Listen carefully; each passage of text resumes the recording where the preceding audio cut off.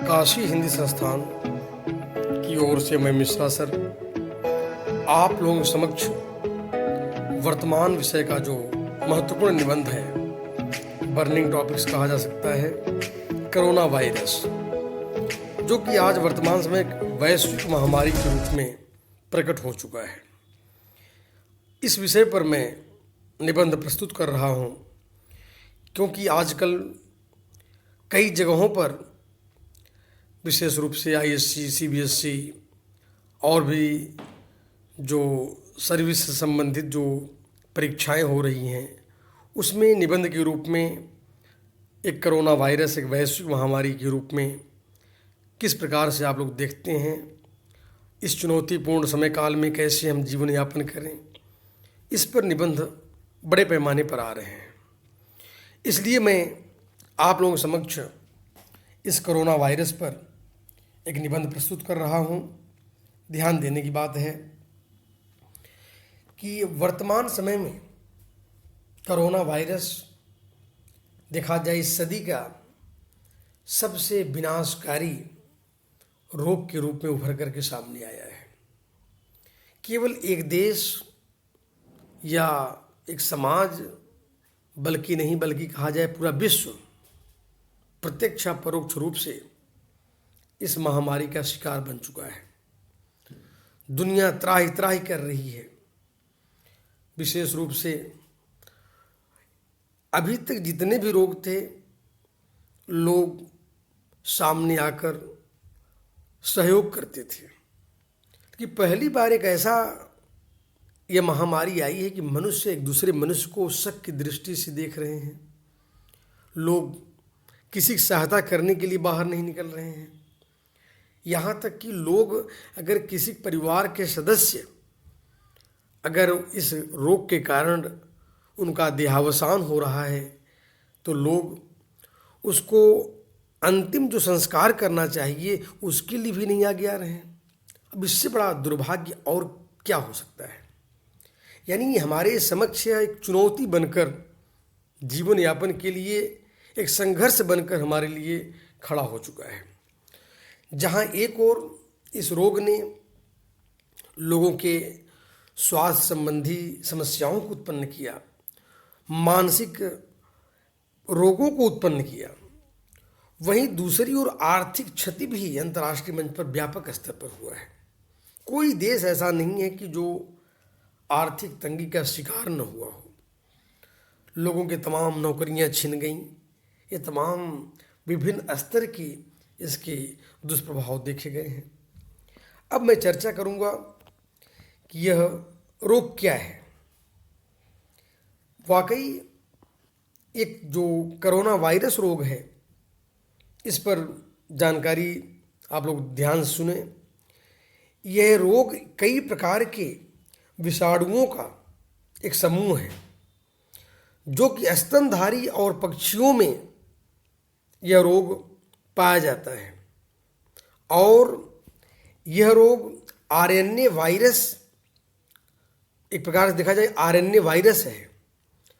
और यह रोग पशु पक्षियों से शुरू होकर मनुष्य में प्रचार प्रसार कर होता है, व्यापक स्तर पर मनुष्य को क्षति पहुंचाता है और मनुष्य को मृत्यु के काल गह्वर में पहुंचा देता है। यानी कितना भयानक रोग है, वर्तमान समय में इसका आकलन करना बहुत मुश्किल है। इसके जो महत्वपूर्ण लक्षण हैं, इस रोग के क्या क्या लक्षण होते हैं, कैसे हम जानेंगे कि यह रोग जो है कोरोना वायरस का वह शिकार हो रहा है या हो चुका है। सबसे बड़ी बात है, कोरोना वायरस के महत्वपूर्ण लक्षण सर्दी, खांसी, जुकाम, बुखार जैसे लक्षण पाए जाते हैं। और इसके अलावा आजकल शुरुआती दौर में ऐसे लक्षण थे, लेकिन इसके अलावा भी और लक्षण देखे जा सकते हैं कि मनुष्य में कभी कभी स्वाद की जो शक्ति है वो समाप्त हो जाती है और जो इंद्रियां हैं वो शिथिल होने लगती हैं। यहाँ तक कि सूंघने की जो शक्ति है वह भी समाप्त होने लगती है, कमजोरी आ जाती है। यह सब महत्वपूर्ण लक्षण पाए जाते हैं। और इस रोग को नियंत्रित करने के लिए वर्तमान समय में हमारे भारत में भी और विदेशों में भी लोगों ने एक विशेष चीज़ों पर जोर दिया है कि हमें अपनी प्रतिरक्षा प्रणाली बढ़ानी चाहिए, यानी जो इम्यूनिटी पावर है यह इसको बढ़ाना चाहिए। विश्व के सारे डॉक्टर यानी इस रोग के लिए जितने भी अभी तो तमाम इस पर तैयारियां चल रही हैं, हमारे तमाम वैज्ञानिक और डॉक्टर इस पर रिसर्च कर रहे हैं और इसको इंजेक्शन बनाने की, यानी जब तक इसकी दवाइयां नहीं आ जाती हैं तब तक लोग अपने अपने घरों में हैं। एक प्रकार से देखा जाए तो यह बड़ी समस्या उभर कर सामने आई है और संक्रमण जो है, ध्यान देने की बात है, इसका जो है प्रतिरक्षा प्रणाली हमें अपनी मजबूत करना है। सामाजिक दूरियां जो हैं उसे दूर रखनी, कम से कम 6 फीट। वैज्ञानिकों का मानना है, डॉक्टरों का मानना है कि 6 फीट की सोशल डिस्टेंसिंग रखें और हर आधे घंटे 1 घंटे पर हाथ धोएं, साबुन से या सैनिटाइज़र से हाथ धोते रहें और इसके अलावा मास्क का सेवन करें। जो कॉटन के मास्क हैं, वैसे डॉक्टरों का मानना है कि कुछ डॉक्टर उस पर यह भी वो करते हैं कि मास्क लगाने से भी ये रोग, हवा में भी इसके कीटाणु हो जाते हैं कि मास्क लगाने के बावजूद भी पहुंच जाते हैं। हाँ, एक बात यह है कि मास्क लगाने से रोग की संभावना कम रहती है, यह तो हमें इसको मानना चाहिए। और इसका संक्रमण के बारे में जब हम चर्चा करते हैं तो यह कोरोना कब जो है प्रारंभ हुआ, इसका महत्वपूर्ण संक्रमण का प्रारंभ चीन के वुहान शहर में पाया गया। 17 नवंबर 2019 को पहला संक्रमण सामने आया था। इसके बाद यह रोग चीन में इतना तेज़ी से फैला कि उसके बारे में यानी एक महामारी व्यापक स्तर पर छा गया। लेकिन एक चीन की कमी मानी जाए या चाहे उसका घमंड माना जाए, वह इस रोग को महामारी का स्वरूप समझने में विलंब किया और जिसका कारण पूरे विश्व में यह रोग बड़े तेज़ी से फैल गया। और यह मतलब कि इसके कीटाणु जो हैं चारों तरफ पूरे चीन में, वुहान में तो बड़े पैमाने पर कई लाख लोग इसमें एक्सपायर कर गए। और इसका मूल कारण यह था कि चीन का वुहान शहर व्यापारिक स्तर पर काफ़ी व्यस्त शहर है। वहाँ पर विश्व के बड़े बड़े व्यापारी वहाँ आते थे और बड़े पैमाने पर विश्व के कई देशों के लेबर वहाँ काम करते थे। जब वह लेबर अपने अपने देश में गए, व्यापारी सामान लेकर के दूसरे देशों में गए, तो उससे अन्य देशों में बड़े तेज़ी से फैलना शुरू हुआ और इसको देखते ही देखते तमाम जगहों पर यह रोग फैल गया। अब मैं इसके नामकरण की बात करता हूँ कि आखिर यह रोग का जो कोरोना वायरस है, आखिर इसका नाम कैसे पड़ा कोरोना वायरस। ध्यान दें, लैटिन भाषा में कोरोना का अर्थ मुकुट होता है। इस वायरस के, ध्यान दें, इस वायरस के जो केंद्र होता है उसके इर्द गिर्द उभरे हुए यानी पार्ट जैसा ढांचा, इलेक्ट्रॉन जो है मुकुट जैसा वहाँ आकार दिखता है। तो जब यह मुकुट जैसा दिखता है, इसलिए इसका नामकरण हमारे वैज्ञानिकों ने इसको नाम रखा कोरोना। और WHO वर्ल्ड हेल्थ ऑर्गेनाइजेशन ने इसका नाम SARS-CoV-2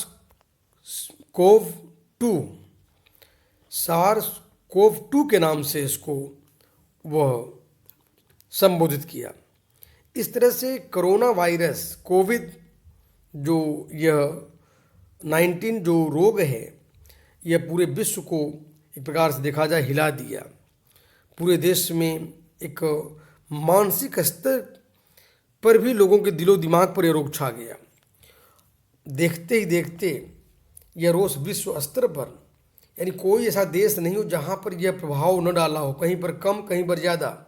अधिक प्रभावित देश जो हैं, ध्यान देने की बात है, कई देश उसमें अधिक प्रभावित रहे हैं, लेकिन अभी तक जो कुल केस हुए, यानी काफ़ी बड़े पैमाने पर लोगों को प्रभावित किया।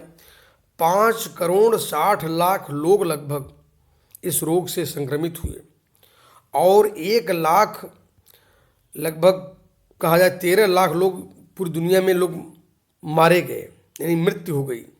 और रिकवरी लगभग 4 करोड़ लोगों की रिकवरी हुई। तो काफ़ी बड़े पैमाने पर रिकवरी भी हुआ, लेकिन जहाँ पर लगभग एक लाख यानी कहा जाए कि बड़े पैमाने पर 13 लाख लोग मारे गए, ये अपने आप में बहुत बड़ी संख्या मानी जा सकती है। विशेष रूप से जहाँ लोग काफ़ी बड़े संख्या पर लोग मरे और संक्रमित हुए, ऐसे विश्व में देश अगर देखे जाएं तो विशेष रूप से प्रभावित देश अमेरिका है, ब्राज़ील है, फ्रांस है, रसिया है, स्पेन है, इंडिया है, अर्जेंटीना है, इटली है, पोलैंड है, ईरान है, अन्य देशों में पाकिस्तान, अफगानिस्तान, ये कोई भी देश वंचित नहीं रहा। सभी जगहों पर इस रोग का प्रभाव व्यापक स्तर पर देखने को मिला।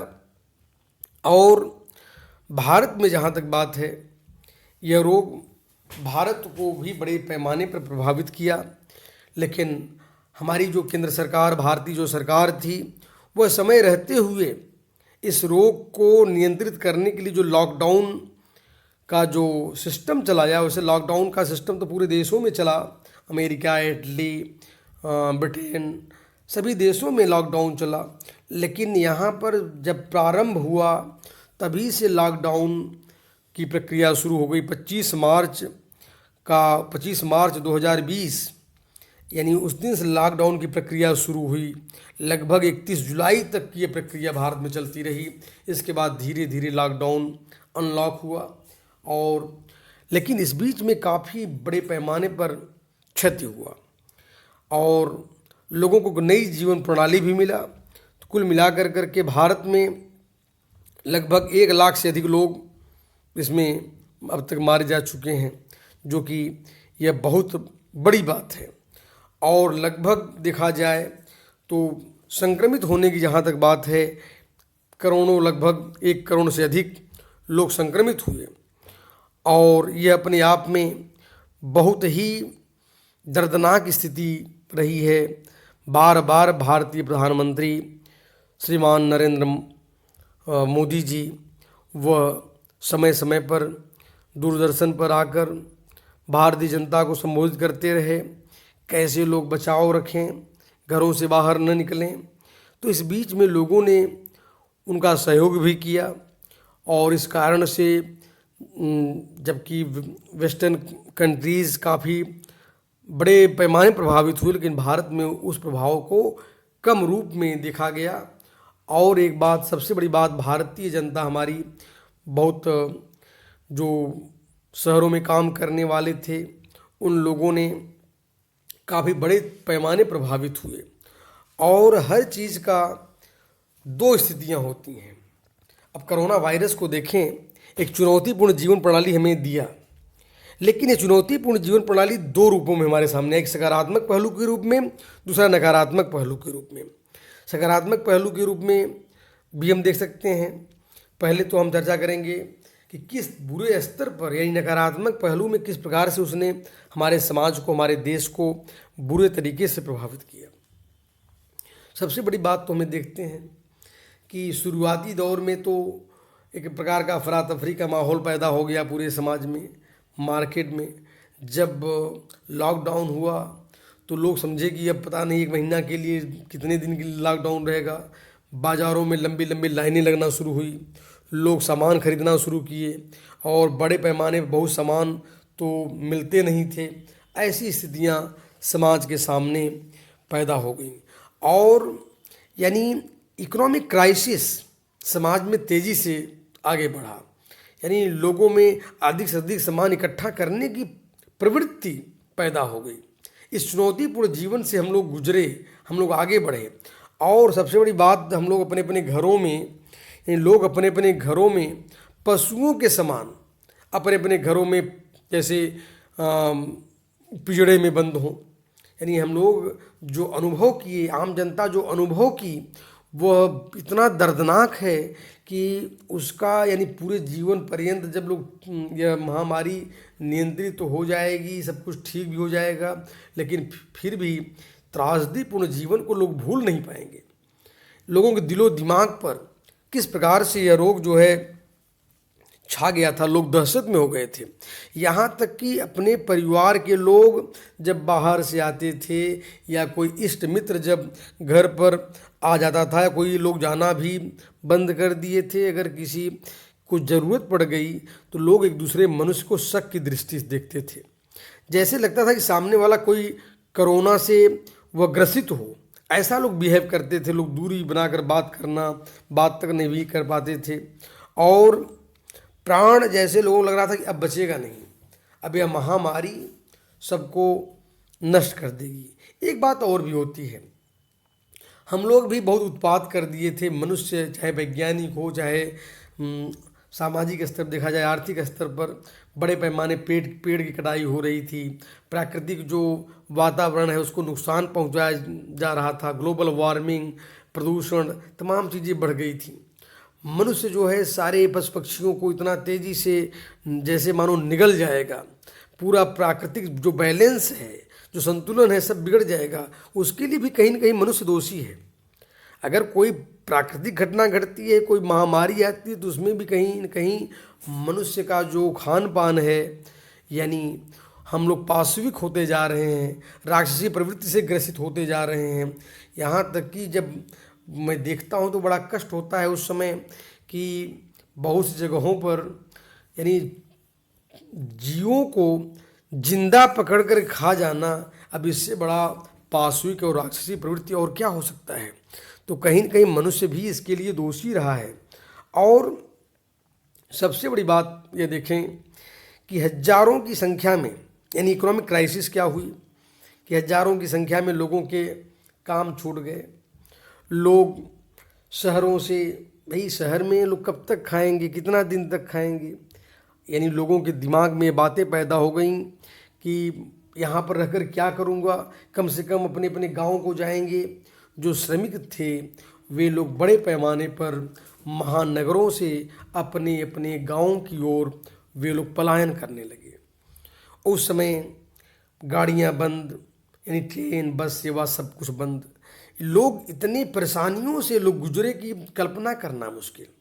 कुछ लोग अपनी साइकिल से, कुछ पैदल, कुछ लोग अपनी छोटी मोटी गाड़ियों से, जैसे व्यवस्था हुआ सब लोग महानगरों से अपने अपने गांव की ओर पलायन किए। यानी वह दृश्य बड़ा कारुणिक दृश्य था।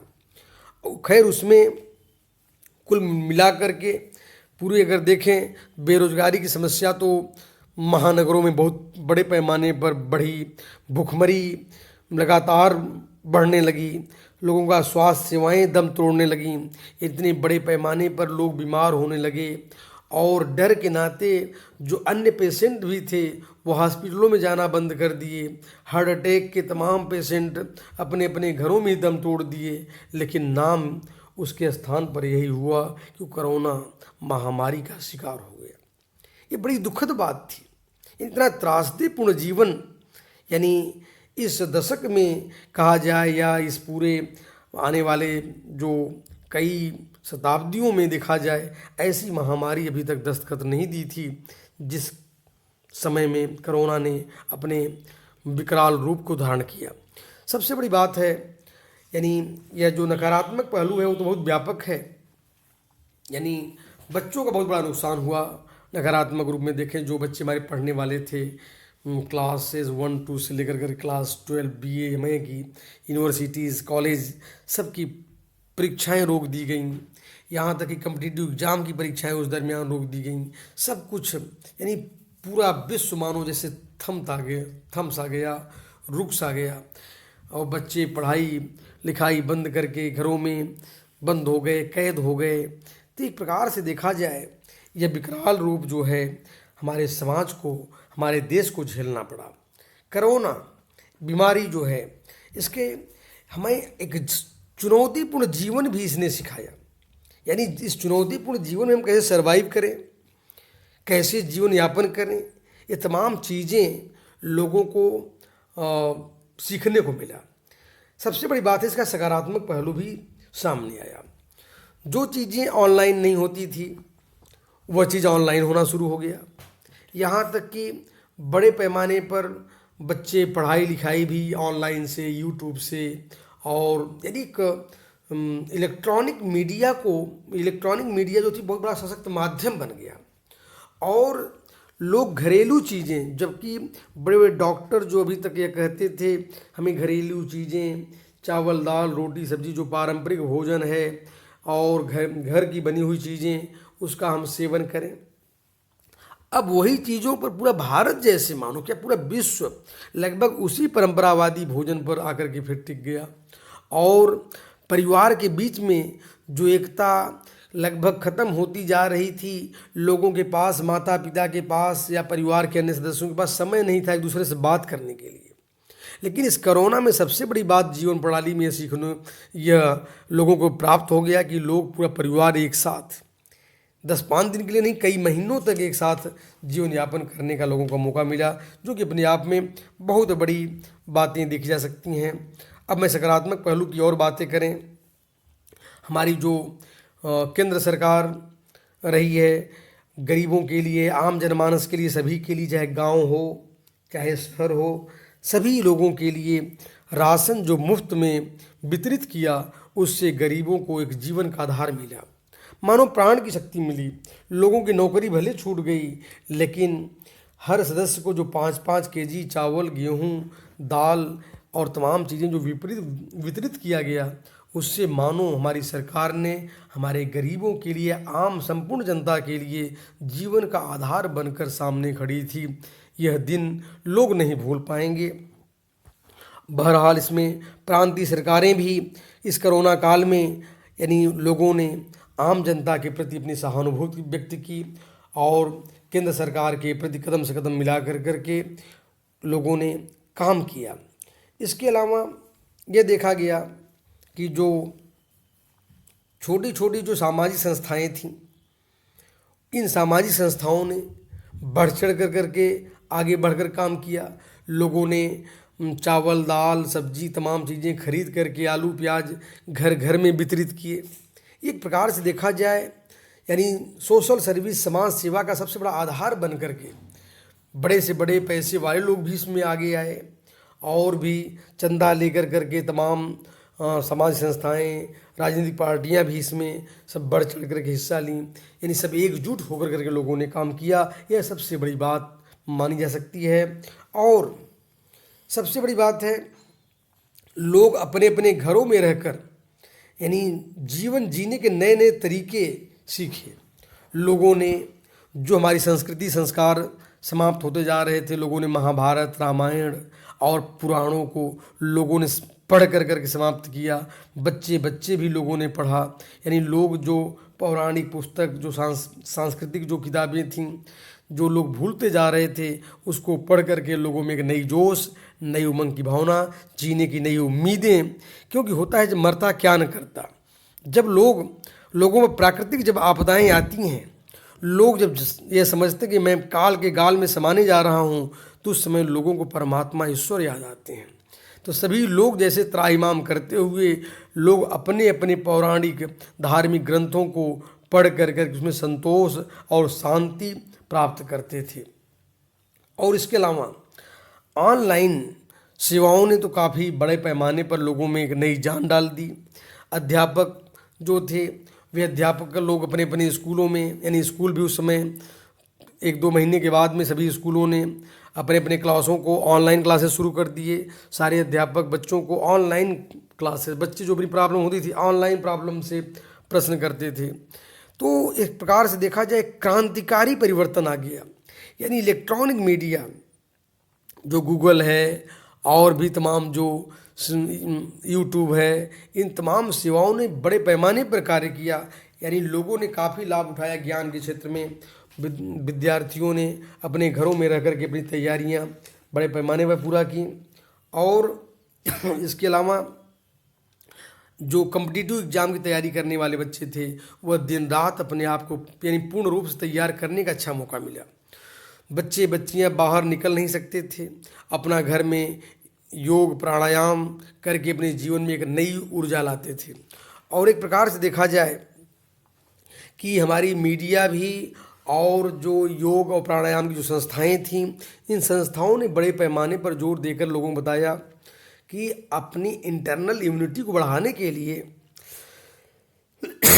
सबसे महत्वपूर्ण यानी उसका असर पड़ता है योग प्राणायाम। यानी जो लोग शारीरिक रूप से अभ्यास करते हैं, एक्सरसाइज करते हैं, तो उनको यह रोग कम प्रभावित किया।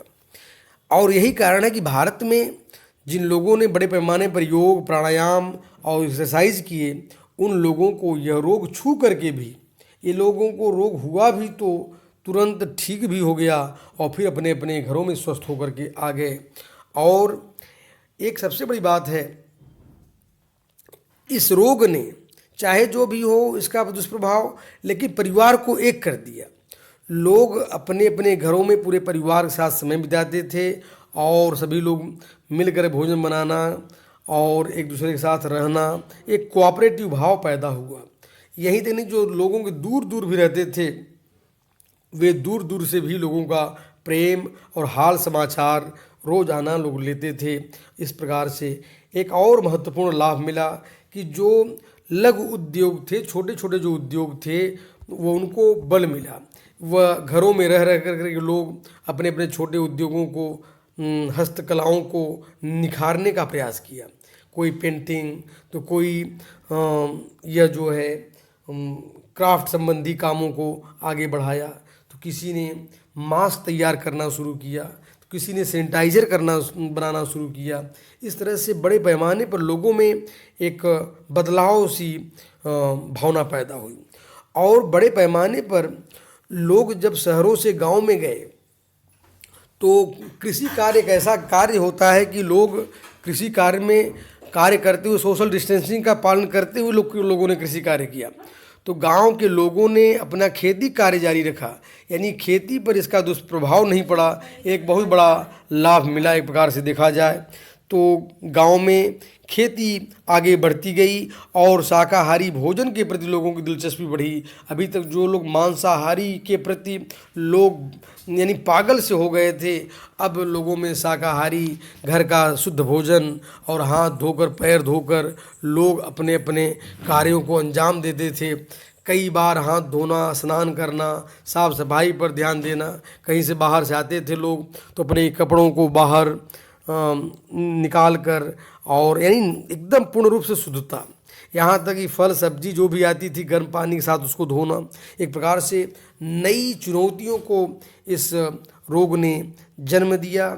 और सबसे बड़ी बात यह मिली कि लोगों ने एकजुट होकर करके अपने घरों में यूनाइटेड होकर करके लोगों ने इस कोरोना महामारी को रोकथाम के लिए भरपूर प्रयास किया। सरकार के साथ साथ प्रांतीय सरकारें और परिवार के घर के लोग, सभी लोगों ने अपने अपने घरों में रह करके लोगों ने कोरोना को रोकने का महत्वपूर्ण प्रयास किया।